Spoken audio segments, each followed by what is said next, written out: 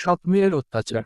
রাতের নিস্তব্ধতা ছাপিয়ে যখন নিভু নিভু বাতির আলোয় চারপাশ আবছা দেখাচ্ছিল, তখন গৃহকর্ত্রী সুচিত্রা দেবীর মনে একরাশ চিন্তার ঝড় বয়ে যাচ্ছিল। বয়স 50 পেরিয়েছে, কিন্তু দুঃখের ভার যেন তাকে আরও বৃদ্ধ করে তুলেছে।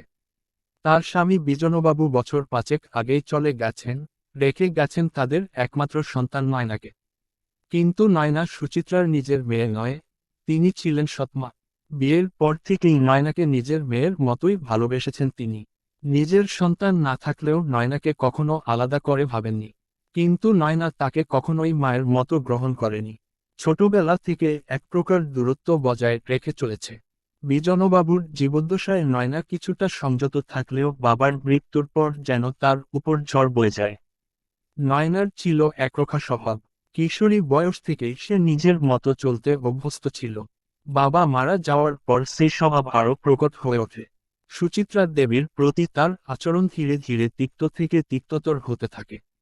প্রথম দিকে সে মায়ের সঙ্গে শুধু কথা কাটাকাটি করত, কিন্তু ধীরে ধীরে সে কঠোর আচরণ করতে শুরু করে। প্রথমে সে শুধু অপমান করত। তোমার কোনো অধিকার নেই এই বাড়িতে থাকার। আমার বাবার সবকিছু আমার, তুমি কেবল একজন বহিরাগত। এই কথাগুলো প্রতিদিন শুনতে হতো সুচিত্রাকে।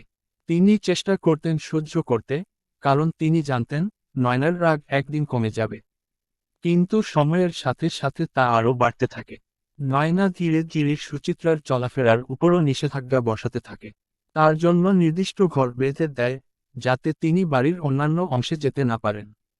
রান্নাঘরে ঢোকার অনুমতিও থাকত না, কারণ নয়নার মতে বাড়ির কাজকর্ম সব তার ইচ্ছেমতো চলবে। এমনকি কখনো সুচিত্রা যদি নিজের জন্য চা বানাতেন, তবে নয়না এসে তা ছুঁড়ে ফেলে দিত। নয়নার এই অত্যাচারের মাত্রা তখন চূড়ান্ত পর্যায়ে পৌঁছায় যখন সে সুচিত্রার আর্থিক অবস্থা দুর্বল করতে শুরু করে। বাড়ির সব সম্পত্তি নিজের নামে লিখিয়ে নেয় এবং ব্যাংকের টাকাও নিজের দখলে রাখে। সুচিত্রা দেবীর কাছে কোনো টাকা পয়সা থাকত না, এমনকি নিজের ছোটখাটো প্রয়োজনের জন্যও তাকে নয়নার দয়া দাক্ষিণ্যের উপর নির্ভর করতে হতো। একের পর এক অপমান, শারীরিক ও মানসিক নির্যাতনের ফলে সুচিত্রা ধীরে ধীরে ভেঙে পড়তে থাকেন। প্রতিবেশীরা কিছু বুঝতে পারলেও কেউ তাকে সাহায্য করতে এগিয়ে আসেনি। নয়নার মিষ্টি কথায় সবাই মোহিত হয়ে থাকত, তাই কেউই বিশ্বাস করত না যে সে নিজের সৎমায়ের উপর এতটা অত্যাচার করছে। একদিন সুচিত্রা সিদ্ধান্ত নেন, তিনি আর এই অত্যাচার সহ্য করবেন না। তিনি থানায় গিয়ে নয়নার বিরুদ্ধে অভিযোগ দায়ের করেন। প্রথমে পুলিশ তেমন গুরুত্ব দেয়নি, কারণ নয়না ছিল ধনী ও প্রভাবশালী বন্ধু বান্ধবের সাথে যুক্ত। কিন্তু সুচিত্রা নিজের দুর্দশার প্রমাণ দিতে সক্ষম হন।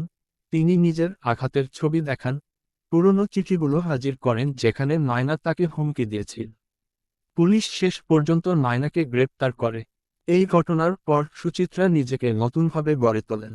আইনের সহায়তায় তিনি বাড়ির মালিকানা পুনরুদ্ধার করেন এবং নিজের জীবন স্বাধীনভাবে চালানোর সিদ্ধান্ত নেন। এই গল্প শুধু সুচিত্রার নয়, বরং সমাজের সেই সব নারীদের গল্প, যারা সৎ মায়ের ভূমিকায় এসে ভালোবাসার পরিবর্তে কেবল যন্ত্রণা ও অবহেলা পেয়েছেন। কিন্তু সহ্য করাই যে একমাত্র পথ নয়, সেটাও এই গল্প আমাদের শিক্ষা দেয়। অন্যায়ের বিরুদ্ধে রুখে দাঁড়ানোই একমাত্র মুক্তির পথ। গল্পটি তৈরি করেছি, যেখানে সৎ মায়ের প্রতি নয়নার অত্যাচার এবং তার বিরুদ্ধে রুখে দাঁড়ানোর গল্প ফুটিয়ে তোলা হয়েছে। আপনি কি এতে কিছু পরিবর্তন বা সংযোজন চান?